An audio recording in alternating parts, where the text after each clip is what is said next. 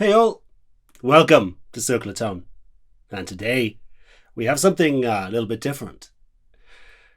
My setup. So some people have asked about my setup and how do I record. In a nutshell, I have about 12 different speaker types. So old vintage blackbacks, creambacks, greenbacks, blackbacks, because they're so good I got to mention blackbacks twice. And vintage 30s, 75s, Alnico Bulldog speakers, all sorts of stuff, right? So what I do, I actually have them all in separate cabs. Okay, so I have, say I have a 4x12. So I have 4 different speakers, 12-inch speakers in one cab, and they're all different. Now when you play that together, it doesn't sound that great, because mixing speakers doesn't always work. In fact, it usually doesn't work in my experience. A couple of patterns work, but you know, it's usually hit and miss. So why do I do this? Basically, I can run different heads through that cabinet. So I swap out heads behind me. You've probably seen them shift and change. So that's my prototype COT 100, which is my own tube amp, which will be coming out. This is a modded Plexi. This is a JCM 800. So I have different amps out here, like down there is a valve state, and there is an AC30 clone. I have Fender Bassmans in there. I have trainer amps. I have another JVM out there, or JTM. So why am I talking about this? And why does the title talk about Meshuggah? Now, Meshuggah, generally, they have been fans of digital stuff in the past. I'm going to be doing a Meshuggah video soon on tone recreations. I'm still waiting for a few things to fall together for that to happen, and then I'll be bringing my friend Richard in to do that, because I'm not really a Djent guy, as you may have suspected if you're familiar with this channel. I think Djent is really, really well represented on YouTube, all right? The biggest YouTubers tend to be Djent guys, and so knock yourself out. 98% of metal guitar online is probably progressive and Djent and that type of thing. So you guys, if you're into that, the internet has you covered, like maybe too much. So my little neck of the woods tends to be the classic 70s, 80s, 90s type of tones. So why was I surprised to see Meshuggah going after hardcore quality tube heads? I mean, the top guys are designing these amps for them. And then to take it another step, they're doing now what I do, but on a larger scale. You have to see these pictures. I saw it, I think it was a Klotz, Klotz cables and connectors. I think it was a Facebook post by them saying, look what we did for the guys in Meshuggah. And let me just show you. This is insane, and it's great. I think it's fantastic that they're not going the pod, the XFX, the camper route. They do, obviously, live, it's handy and that type of thing. But for their recording, I think the penny has dropped, and they're going, I want all of the amps. And they almost, practically, in metal terms, do have all the amps, and they have even more speakers than I do. And I thought I was insane. I probably have about, I'll show you some pictures of the other speakers that I have. I have boxes and boxes of speakers that I swap out, because, I might not have 65 in this booth. What they have is a studio with the amps and cabs all lined up. And that is kind of ideal, but I'm getting good results in an ISO booth. And if I do need that roomy, that less tight aspect of it, I take it into the other room where I have dedicated room for recording a 4x12 with 4 speakers in it, that type of thing. Perhaps you could take this to you. The best thing that I ever did was use a 4x12 and put 4 different speakers in it for close miking purposes. It's going to sound like balls in the room, but when you close mic, the proximity bleed from the other speakers doesn't interfere with it that much. It does a little bit, but not in a bad way. You know, its proximity is a mess anyway, you know, bleed from other speakers. So even if it's the same speaker, it's kind of, you're getting a bit more meat, and you get the meat, but you just get a different frequency of meat because you have different guitars, different speakers around it. And that can actually sound interesting. So that's it. I suggest to you guys, if you're into the tuba heads, if you're into recording, obviously make sure you match the ohmage on the speakers. Get different, you know, get out of the Vintage 30 trap. I don't want to keep on knocking the Vintage 30. The Vintage 30 is a great speaker. Just kind of overdone in metal circles, in my opinion. I might be wrong. I'm not wrong. And so put a 75 next to that V30 Vintage 30. Put an old greenback. The new ones, I like the new creamback, the 75 watt creamback. It's a really bloody good speaker. There's a redback, which is okay. So the newer ones are kind of hit and miss, especially the greenbacks. I don't know what they're thinking, putting their old greenback up against the new ones.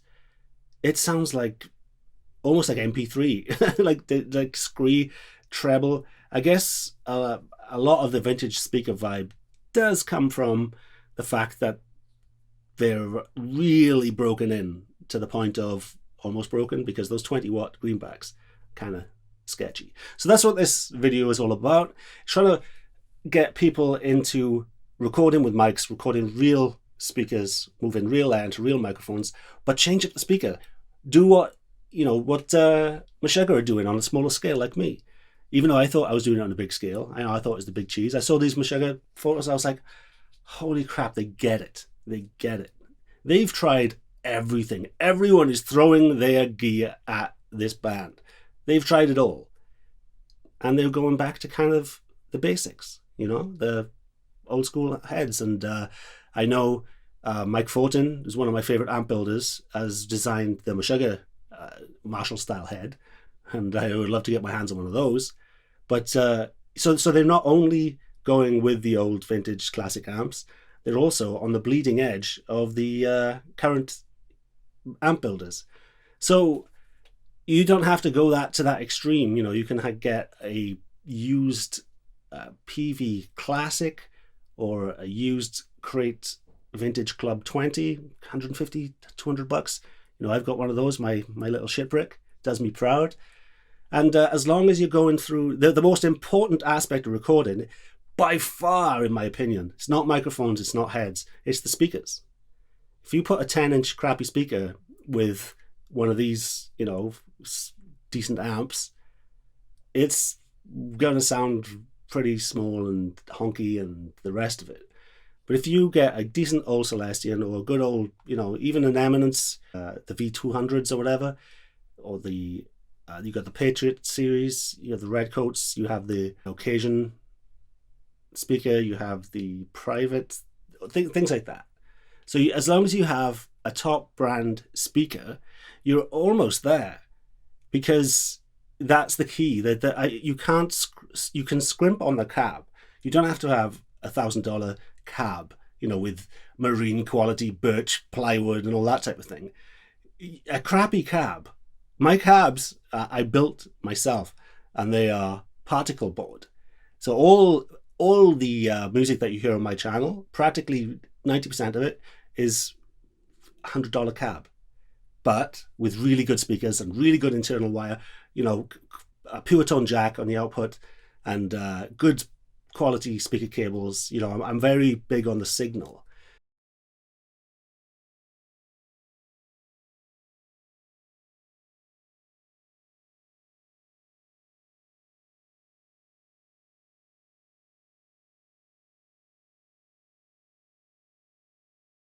But if that signal ends in a cheap speaker that comes with a cheap cab, like, you know, a no brand speaker that's in, say, a Line 6 or an old Crate amp, you know, that isn't a Celestion. Even the cheap Celestians, like the 7080s and the Rockets or whatever, they're kind of crap as well. There's kind of a rule: if it's about $150 to $120 new for a Celestion, it's generally a good speaker, generally. Now, if you get old ones from the 60s, they can be really expensive. there are some bargains in there as well. You can pick up a blackback sometimes for like 60, 70 bucks. Like I tried to sell one in Britain when I was there, because I picked it up in Britain, but I didn't want to ship it back. I didn't want to bring it back with me on the plane and everything. So I sold it, and I got something like 40 quid for it. And this thing is like one of the best speakers. It's the AC/DC speaker. You know what I'm saying? So yeah, so that's what this video is all about. It's about my suggestion for you to change up your tone for close micing is to put different speakers in each one. And then you can close mic, try out different mics on each one, like I do. You know, it's like most of my clips are like that. So that's it. I can't wait to hear what Meshuggah do, or if he's. I don't think it's both the guitarists. It's one of the guitarists that's put this together, and it's glorious. And I can't wait to hear what he does with it.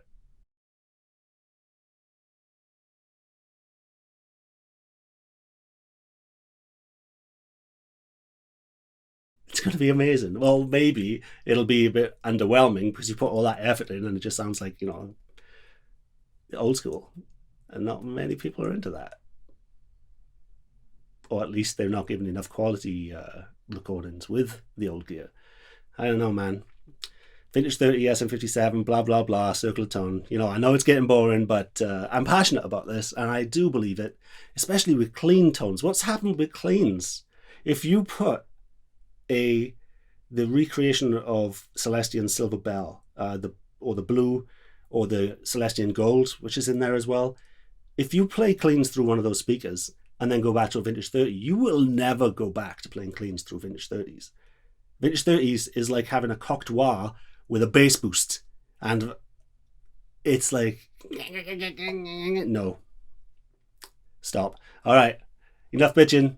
So this is kind of, I don't want to be too preachy about it, but you know, it's very interesting that he's going backwards. I would have thought he'd be going into the Axe FX 5 or whatever is going to be out soon. You know, he'd be on that cutting type of thing, because they were kind of pioneers of the digital gear back in the day with the pods, and I thought that they would have continued going down that route. I remember one of their albums apparently was supposed to have been a VST, but I think they scrapped that and ended up using that for pre-production. I'm not 100% sure with my Meshuggah lore, but bloody good band. Started a movement which is getting a bit long in the tooth for me, but whatever Meshuggah does is fine because they are the originators. And I talk about this where I'm kind of, you know, stop with the copycat stuff.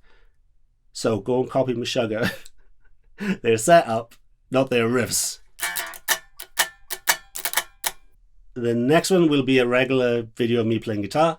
It's hopefully I can finish it this week. I mean, god damn, this thing is dragging on. And also, speaking of dragging on, that thing, I've been trying to learn that for my racket cannon, and I'm useless with synth stuff. So it's going slow. So sorry about the lack of content, and I think I'll do a couple of videos on this type of thing to help you guys record. I don't really go into that much depth in the recording process. So I figure out, you know, I can do a couple of quick videos with suggestions and, you know, things like this multi cabinet speaker close micing solution, the MCKLCOS. We have a Facebook group. So if you want to ask me any questions, you know, just general guitar stuff, don't get too crazy on me. Also, I have a Patreon. So that's a new thing for me. I also have, you can go to circletone.com to pick up my effects pedal, my distortion pedal, or my pickups, which are very soon to be on sale. I come across a pocket of liquid gold in the form of vintage wire. I used to have enough for a limited amount of pickups, which kind of limited my price to being, you know, up there. But now I have a ridiculous amount of wire, like 80% more overnight. So now I can actually produce my pickups for cheaper. So that's very cool, good news for you guys. It's good news for me. And hopefully, so if you do want to know the new price on my pickups, just go to the Facebook Circle of Tone page and message me there, and I'll give you the lowdown. There's also a post on there, I believe. So that's it. Come join the inner circle on Facebook, or just hitting subscribe is a huge help. Thumbs up, and Let's go. Circle of tone. Okay, you're in the inner sanctum. Here's my speaker setup. The light is terrible in here, so please forgive me. So the top left, I have a blackback, a 25 watt one. I've also got a 30 watt blackback, different frequencies, like there's another one. And an old 70s greenback is right there, early 70s, the vintage 30. This one down here is a greenback 75. And then you have another greenback, blackback 75, vintage 75. Another vintage 30, which is going to be replaced by a 60s greenback soon. We have here, you get in, did it, 15-inch bass slash guitar speaker, kind of a PA-ish. It's a vintage Djent, made in Italy. And then below that, we have a gold, a Celestian gold speaker, and above that we probably have, knowing me, another greenback right now, or blackback. So that's it. On top, here's some of my microphones. We have a Heil PR30, which I hardly ever use, even though it's one of my best mics, because they don't really work for recreations because not many people use them. We have a couple of Preciouses, some Audio Technicas that are really good value, and down there we have that's a ribbon mic. We have the SM57 Brigade. So yeah, this is the inner circle. You're looking at the good inside my speaker. It is a vocal booth, the brand vocal booth. Has a kick-ass, really thick, heavy-ass door, soundproof glass. It's really, really one of the best things I ever did. One of the noisiest things I ever did. But my neighbours thank me. And here's an example of some of my amps that I swap out, and that's usually a pain in the ass. But you gotta do what you gotta do.